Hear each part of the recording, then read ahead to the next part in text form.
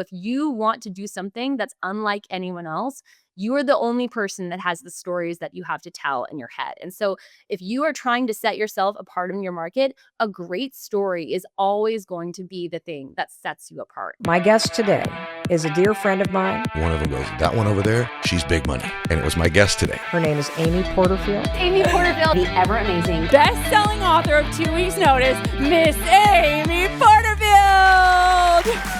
Many years ago, I found myself outside on the front lawn of this little condo I used to live in Carlsbad, California, near San Diego. And I was out there in the grass, my bare feet, in this top that I thought was super cute at the time.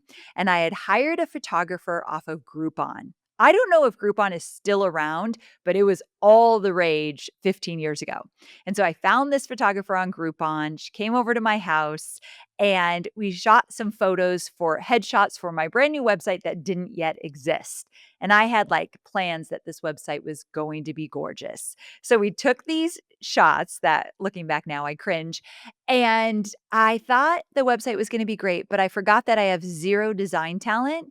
And really, I'm not good at aesthetics. Like the house I live in now, I had to hire a designer or we'd be in big trouble. Like I really need help with making things look good. It's just not my expertise or even a skill I have, truly.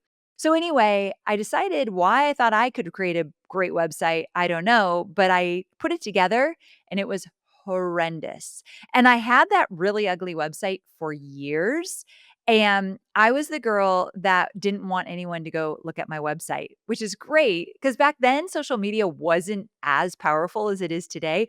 You needed people on your website more so than ever. And I didn't want to tell anyone my website. Like I literally was very ashamed. It's called website guilt. We've all been there, right? Well, these days, you do not need to have website guilt or lead page guilt or sales page guilt because you can easily make all of those pages incredibly beautiful and just aesthetically pleasing to your brand. So, why am I bringing this up today? Well, my guest today is the co founder and the lead designer. This is something I didn't know. I usually film my intros after I interview my guests, so I know what I really want to focus on. It's just my process. So I just got done with this interview. I didn't realize she was the lead designer, which is really cool, of Tonic Site Shop. So it's a brand known for its stunning customizable, that's the word, customizable show it website templates and Canva marketing templates. Marketing templates like opt-in pages, sales pages, thank you pages, all that good stuff.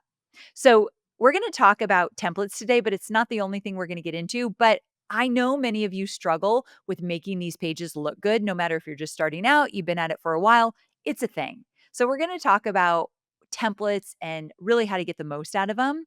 But also, my guest today, she grew up on a 180-acre ostrich farm in Texas. We're going to talk about that for sure. Her name is Jen Olmstead, and she learned the art of storytelling around the family dinner table. Her dad often challenged her and her brother to retell their day in the most compelling way possible, sparking a lifelong passion for stories. She has an incredible newsletter. We're going to talk about that as well because, I'm kind of obsessed with personal newsletters these days. And she launched her entrepreneurial journey by accident after starting in journalism and pivoting into design through wedding invitations and marketing projects. So Jen's work ultimately marries storytelling with strategic visual branding, helping thousands of business builders elevate their online presence. Mine included. We're going to talk about where you will find Jen's talents in my world. So you've already seen them. I'll show you or I'll tell you about them as we get going. So she's a passionate advocate for designing your business to fit your life, often speaking about setting intentional boundaries and focusing on your zone of genius. Jen's weird, that's the word she uses, marketing newsletter has a devoted following for its candid, humorous, and actionable advice. You've got to check out her newsletter. It's exactly her personality. She's so fun. I wish I was best friends with her. We don't live near each other, and she has the best hair on the internet. It's true. She does. So if you don't watch us on YouTube, you got to go check out YouTube today because this woman has the best hair ever. Okay, so I won't make you wait any longer. Let's go ahead and bring on my guest, Jen Olmstead. You've been on the show before, and I want to kind of kick things off a little differently. So can we start by talking about the ostrich farms? Like, how do they relate to your life and the journey to entrepreneurship? Like, this is something we haven't talked about on the show before. We have not talked about this. Yeah, so lead with what makes you different, right? Yeah, so I was raised on a 280-acre ostrich ranch in the middle of nowhere in Central Texas, and my dad is like the quintessential visionary entrepreneur, and so he has this idea of like, you know what, the wave of the future, not cows, ostrich. And the great thing about ostrich, well, there are a lot of great things about ostrich, Amy, but like they have, Who you can knew? use every part of an ostrich. They have ostrich feathers. You can use the leather. The meat is actually quite good. And so what could go wrong, right? Because a cow can only have one baby a year. Ostriches have like tons of chicks. Now, there are like demonstrable problems with all of this because an ostrich's brain is actually smaller than its eyeball. And so it's basically this like 500-pound creature filled with rage because it can't fly with a brain the size of an almond. And so that is a recipe for disaster, whereas cows are like docile, right? Like an ostrich can kill a lion. And so I grew up in this very entrepreneurial space where my dad was like bringing ostriches to the people. He had an ostrich newsletter that he sent out, Ostrich Stop. Monthly. I know. And I'm like, the parallels, crazy.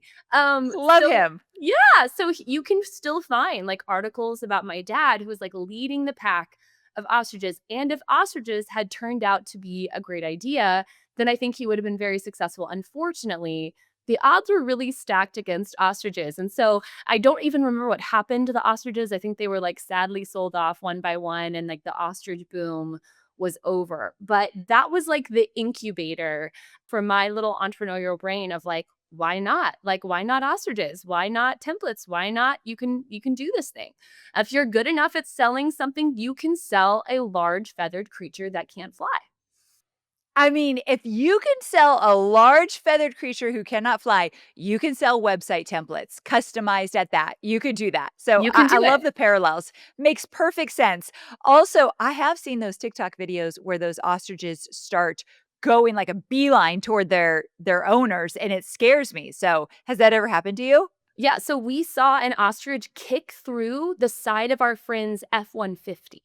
Like just kick Stop. Oh through my it. gosh. I mean, they're really quite scary. So it's one of those things where people are like, "Oh, that's so cute. You had ostriches." Like I saw Swiss Family Robinson. Did you ride on them? And I'm like, "No, no, no, no, no, no, no." But I did, I grew up with like giving school kids tours of our house and like our ranch. And so it was just this like super unique existence that now when people are like, "What's your fun fact?" I'm like, "I have it locked and loaded. Like I am the only one in the room that has this story to tell, so I'm gonna get as much mileage out of it as I can."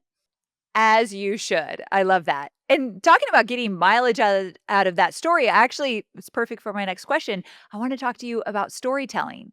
So, it's a huge goal of mine to get better at storytelling. I try to start each podcast with a story, which is maybe the hardest thing I've ever decided to do. But I've read all the statistics out there that says like, have you ever heard that people only retain like 5 or 10% of information when it's facts? But when it's a story, they remember like 65%, 70% of it, which I love that stat. So I want to hear your take on this. How do you think about using storytelling in your marketing and content? And do you have any tips for making it feel natural and not forced? Because I'll take all the tips. Yeah, so I definitely grew up like telling stories around our kitchen table, and you did not say anything unless you had a good story to tell. And a good story had to keep people's attention because I had three brothers. And so it was like your floor was gone if you did not captivate your audience very quickly. So I very quickly learned, and my background is in journalism. And so I very quickly learned, like, wait a second, people will pay attention to a great story told well. And that's the case in design, that's the case in marketing. If it's a great story, people pay attention. It actually releases dopamine. It creates this loop in your brain where you're like, I have to know how it ends. And that's why, like, you'll end up watching a terrible Netflix show for 11 hours because you're like, well, I'm invested now. Like, this is it.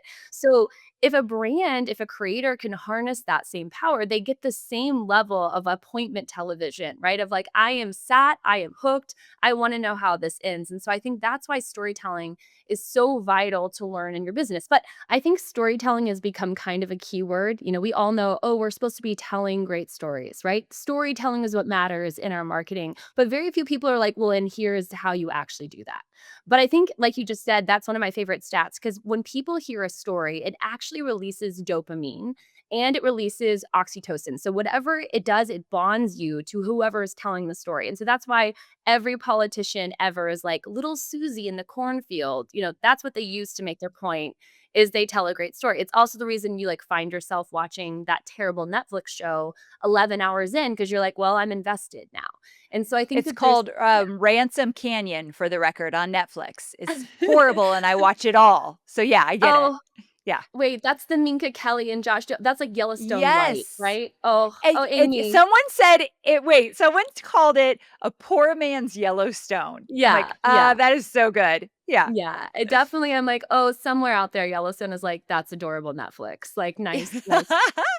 So Yeah, true. very cute, but you're invested because there's a story and it's being told maybe well, not even that well, and that's the great thing is, like, you don't even have to be amazing at storytelling for this to be effective, and so my best tips for storytelling, number 1, is that basically you have to think like a writer, and so you have to think like, what do fiction writers do? They do not intro their stories. They're not like, on a spring day, I think it was October 26th, but maybe it was 27th. It was a Thursday. They start with a dead body, right? There is a dead body floating in the pool. In video, you call this the Pope in the pool. Like there's something that happened. And you immediately plunge into the story. And so every Friday when I write my weekly newsletter, I always start with like, I put my foot into the carpet and it was squishy. And like the first line of the story has to make people want to read more, right? If the first line is like, it was October 13th, no one cares, right? So that information gap is what you want to create. I refer to it as opening a loop. So you're opening a loop in your customer's brain or your reader's brain or your listener's brain that says something is happening and now I won't be satisfied until my brain can close the loop. And so if you're just getting started with storytelling, that's one of my favorite ways to start is just open a loop. Start in the middle of the story, delete your introduction, and you start with like, I couldn't believe this was happening again.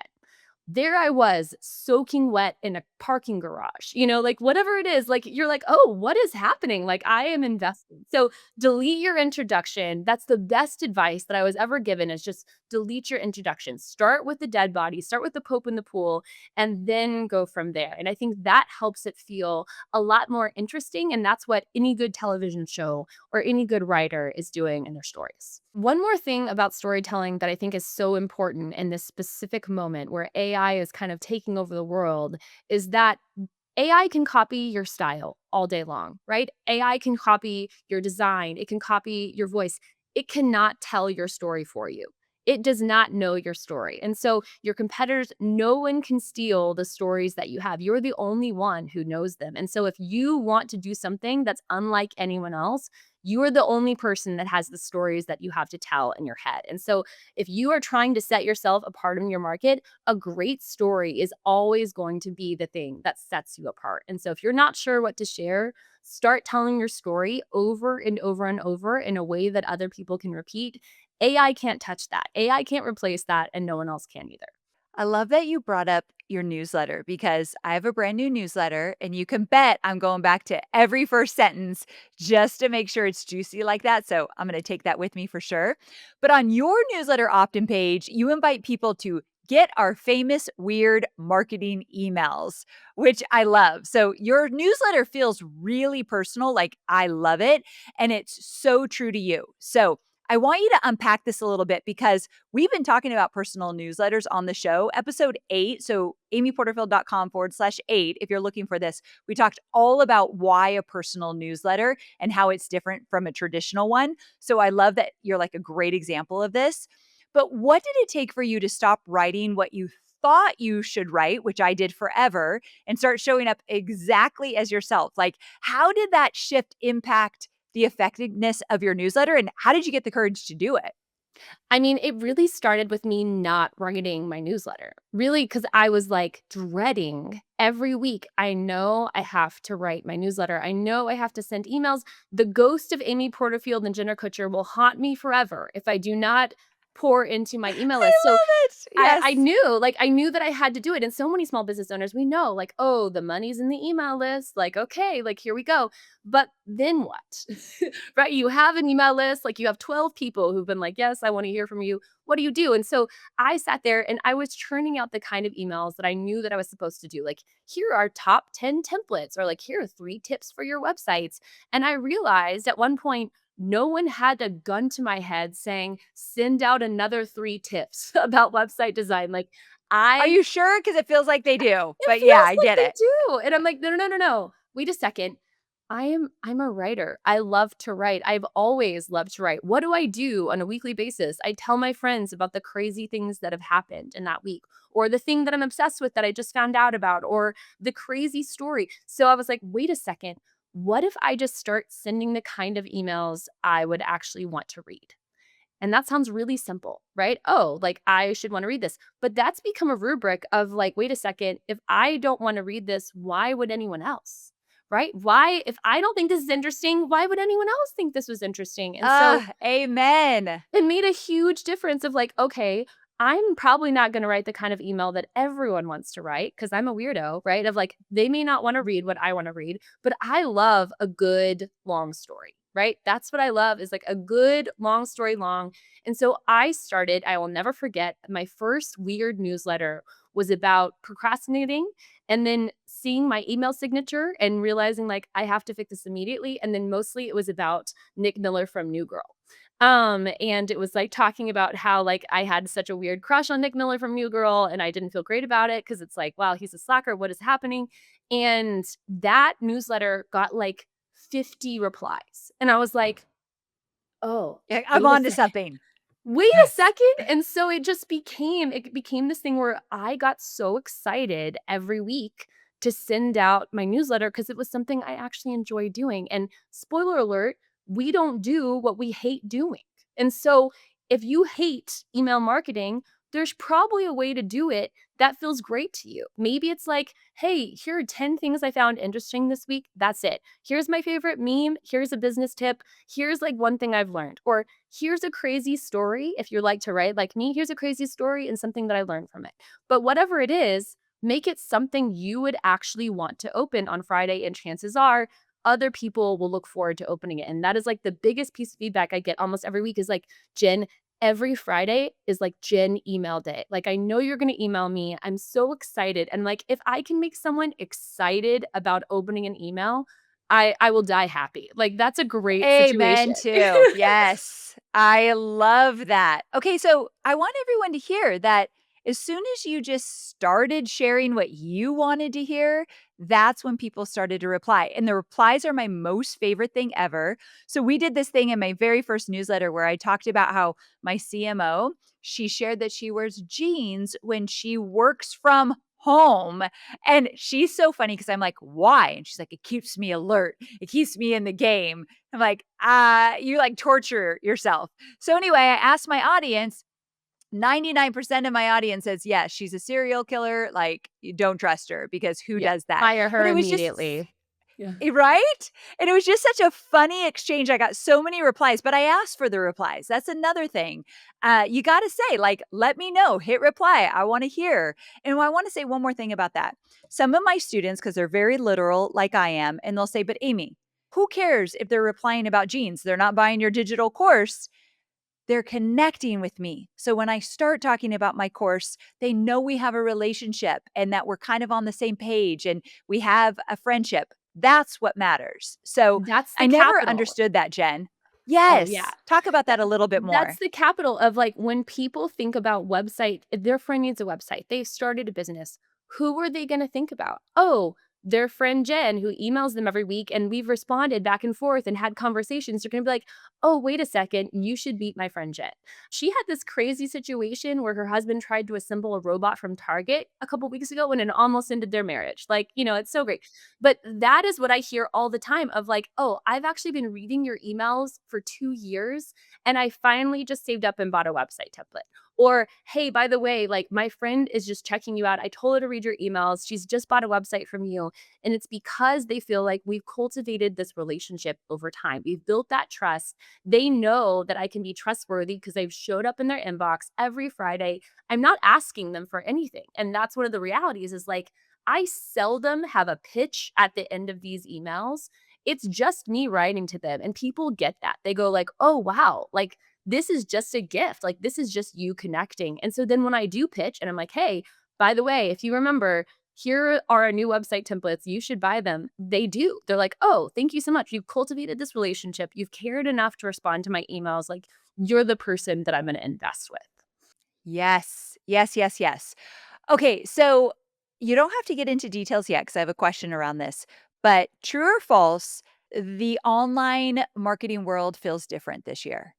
Oh, absolutely. Yeah, could Okay, thank not God. feel more I was different. like, okay, I was like, what if she says false and this whole thing is falling apart?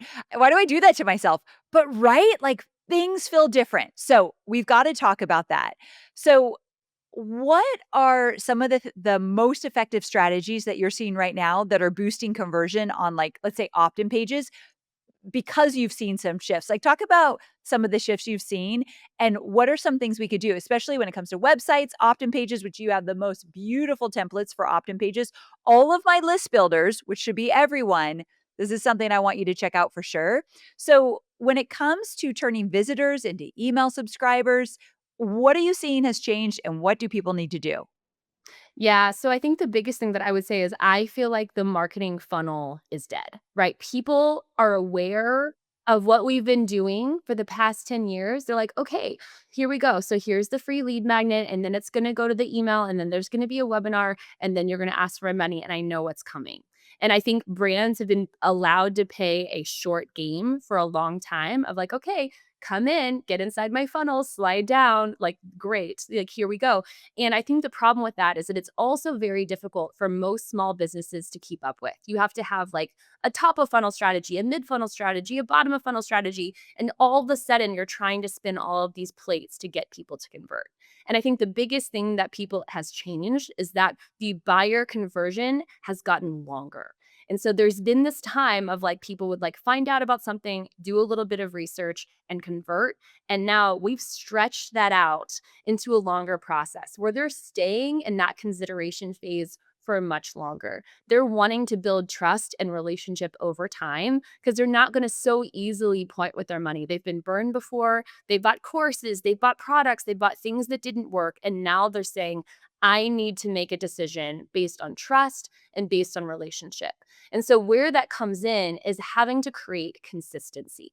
It's really having like the audacity to start saying the same things over and over until you are known for something. And an example I always use for this is Nike, because Nike didn't say just do it one time, and go like, okay, that went pretty well. Let's go figure out our new thing, right? Let's do that. No, no, no. Every single campaign was tied, just do it, just do it, just do it, just do it. And so when you think of Nike, what do you think of? You're like, this is eponymous with this thing. That consistency is now what's being created. And so I think there's this sense of like, okay, all of these multi-passionate entrepreneurs that are doing so many things, people are just want to know like, what can you do for me? Can you say it clearly? Can you say it over and over and over again in creative ways that make me go, as soon as I need that, I know where to go. I know who to trust and I know that I've built this relationship with a brand over time. And so I think where templates come in is we're allowing you to creatively be consistent and say those same things over and over in creative ways. And I think that's one of the biggest things that brands need to know right now is it's not going to be this short game of like, okay, you've read this thing, now buy our stuff. That's really not happening to the same degree. And that's, I think, the big shift that you're talking about. You have to stay consistent and you're going to need beautiful ways to do that over time. Okay, let's talk about those beautiful ways because you're the co-owner of Tonic and your team creates the industry leading, completely customizable website and marketing templates. Completely customizable is the key here. That is a real truth. They are so gorgeous. So let's talk templates. Can you share how templates can help entrepreneurs increase their conversions and step into a bigger identity and really own their brand, which is all the things that you've done? So, why do templates do that, or how do they do that? Yeah, I just believe that in this market, you need to be able to move as quickly as your idea, right? And most entrepreneurs are held back by their own design and marketing skill sets, right? They have an idea, they have a great idea, they're building the idea, and then all of a sudden, at the very end of this idea, they're like, "Oh crap, now I have to sell this thing." Right? Now I have to like tell people about it. So that's where basically you need a design agency in your pocket to come in and say, hey, by the way, like we've been doing this for 15 years. We know what's going to get someone's attention in a feed. We know what's going to make them convert on a lead page. We know what a sales page needs to have on it. You don't have to be an expert at that. You just get to have your idea. And so we've done all you have to do is plug and play your content in. Let us take this one thing off your plate so that you can go from idea to execution so much faster. So that you can pivot and go like, actually, this messaging isn't quite working. I have great templates. I can change this messaging within seconds, republish. Oh, wait, now the conversion is going up to 20%. Those are the stories that we hear over and over of like, hey, I had an idea last night at 2 a.m. Today it's on my sales page. And you go like, "Yes." Like, that's what we need. That is so big. I know I'm dating myself, but I remember the days that I had to call my website developer and be like, I need to change this one typo. This is very true. I need to change this one typo on this one page. I had no idea how to do it. It's so crazy how easy it's become to just pivot quickly and make those changes and test things out. And these templates allow you to do that. Now, you and I recently got to work together. I felt so lucky. Okay, I got to tell you all a story. So, when my new podcast came out, the Amy Porterfield Show, I was looking for a new designer to help me brand this new show. And quite honestly, I want to brand my entire website. I just don't have the bandwidth yet. I have to stay focused on my projects, but I'm like, well, I'm not creating something that I don't love. So we're going to we call it a sub brand because it's totally different than my major branding, but we're calling it a sub brand.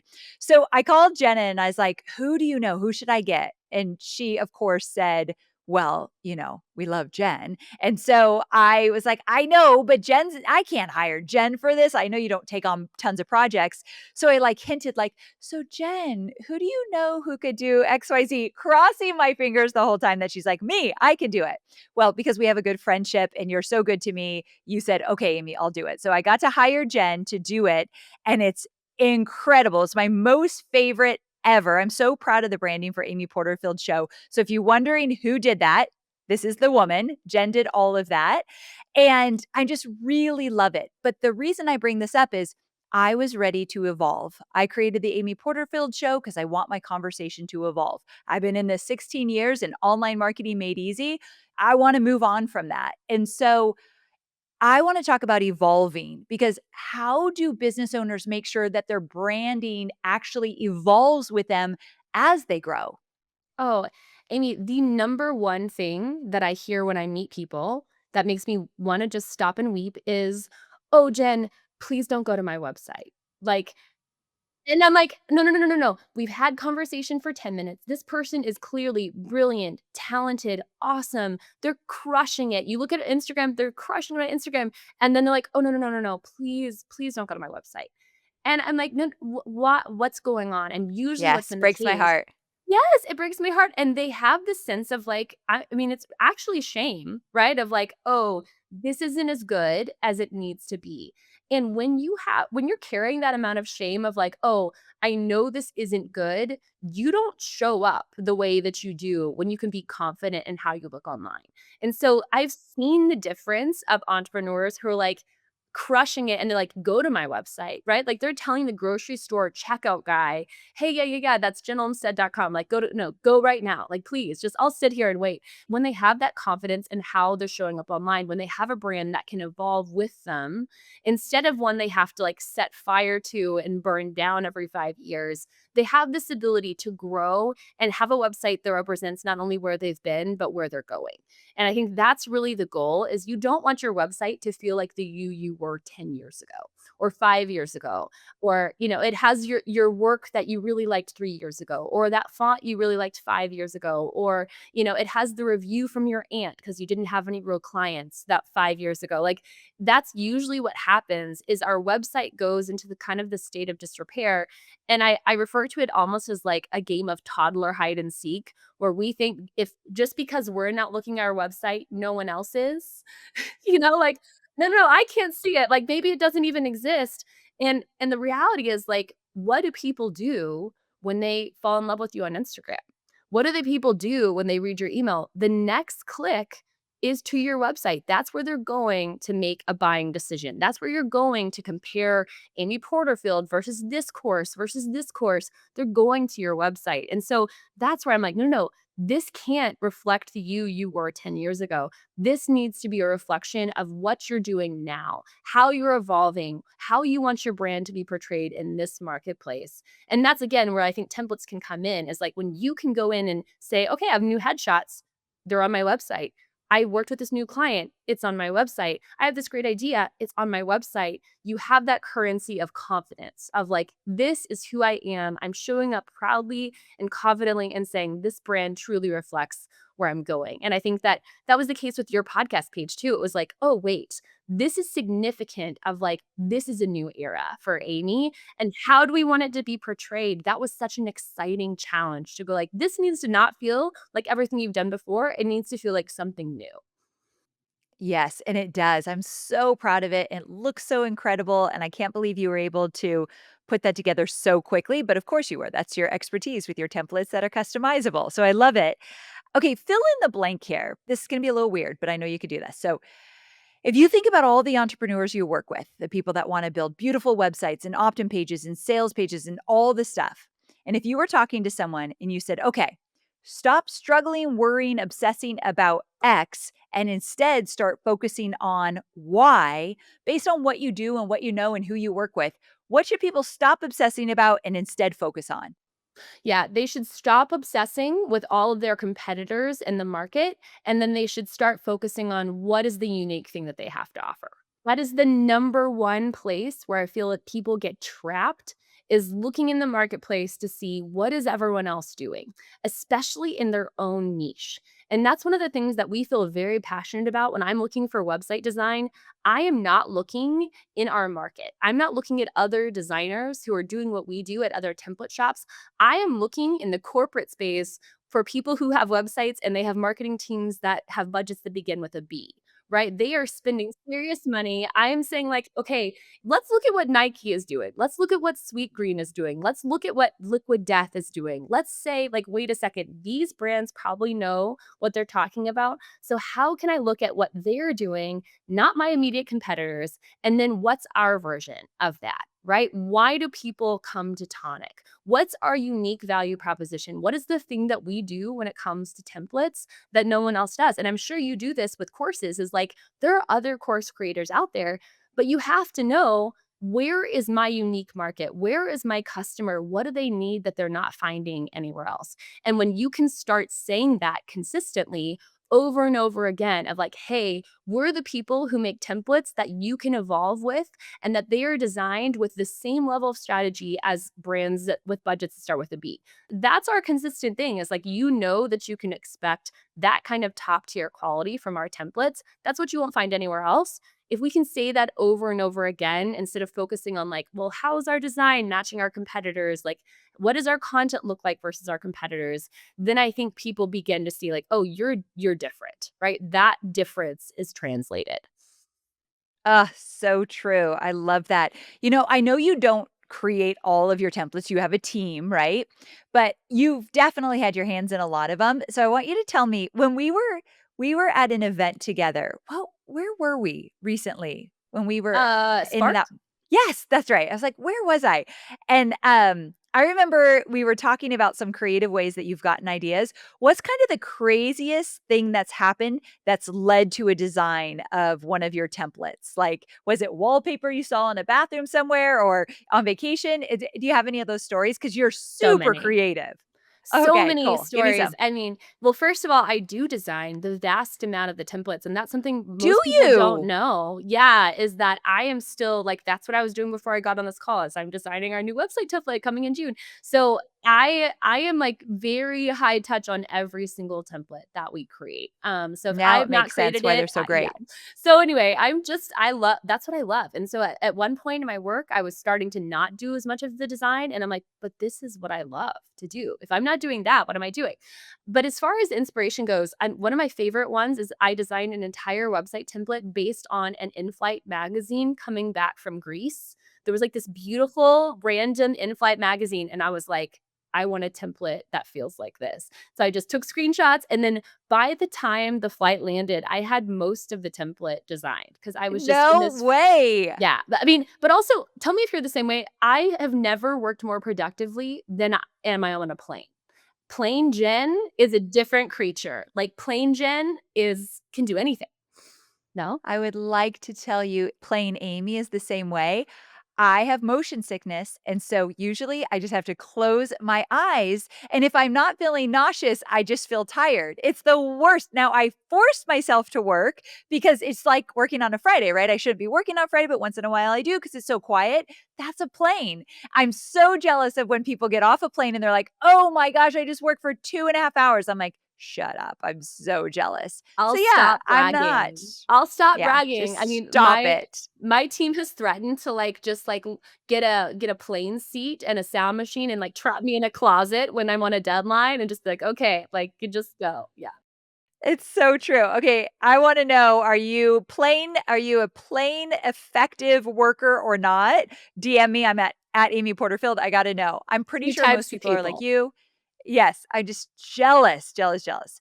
Okay, so we've covered a lot. I'm so glad we talked about storytelling and branding and evolving and email marketing in general, newsletters. Like, I'm so glad I wanted to talk about all of that with you because, sure, you're a master designer, but you also should get paid billions for your copywriting, for the record. Like, your website is so beautifully copywritten and you have so many talents and you're doing so much right. So, I wanted to cover it all, but we got to take it back to these templates. So, I know you've created some incredible templates that make it so much easier for entrepreneurs to show up online.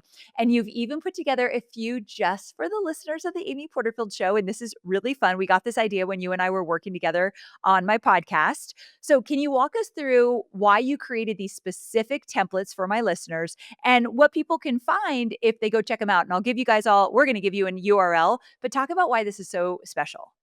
Absolutely. So this is the first time we've done a co-created template of any kind. So this is I like didn't know that. it's our first one. You're the first. You're the first. I Yeah. feel like So such an influencer. You know you how like an are. influencer like works with like Poppy and then the name? Like I'm Tonic and then my name. This is a big deal. Amy Porterfield for Adidas is like, yeah, that's next for sure. Yeah, That's what we're or doing. yeah. Yeah. So when we were working together, we definitely had this moment of like, oh man, so many people need a template like this, your podcast page specifically. And so many people were just pouring in, being like, where do I get a template like this? Where do I get a podcast page like this? And we are like, well, actually, we don't have that. And so we wanted to create a template that had the same general vibes. It's not your exact website. I'm not just gonna like give away your intellectual property. However, it has all the same, it has the bells and whistles, it has the dynamics, all of that feeling of like this is alive and scrollable and feels like a story that you're scrolling. It definitely has that vibe. So that's the first template. And then the next one, since I knew that we were going to be talking about email marketing, the biggest thing that people struggle with so often is like, well, how do I even get people on our list? And so you are the queen of the lead magnet. That's something that we have worked together on. And so we created a freebie that says, how do you create your first lead magnet in 15 minutes or less? And it's your best tips and our best tips. It has a billion ideas of like, here's what it could be. Here are a bunch of different titles to get you brainstormed ready. And so you can find all of that plus a really awesome discount on our templates if you go to tonicsiteshop.com/Amy. So if you have a podcast, you're thinking about starting a podcast, you're forever being told you should have a podcast, this is a great template for you. And you can find all of that and a little discount code just for the Amy Porterfield podcast listener. She talks really fast about the website. So it's tonicsiteshop.com/Amy. It's obvious you said Tonic Site Shop a lot. So just wanted to make sure everyone knows tonicsiteshop.com/Amy. That's where you're going to find all the goodness and look at all the other templates, the list building templates, the website templates. I know many of you want to uplevel your website. Do not do it without a template and get it from Tonic. And she mentioned Show It. That's what we use. So if you guys are all wondering if we use Show It, we do, and we love it. And if you followed my book launch, 2 weeks notice, all of that was built on Tonic and Show It, just for the record. So just wanted to shout that out as well. Okay, so Jen, thank you so much for being here. This was an incredibly valuable episode. I so appreciate it. And I know those are listening. They're like, okay, I'm ready to up level. I want to look the part. So they're going to go check it out. But thanks again for being here. Oh, so glad to be here. Thanks so much for having me.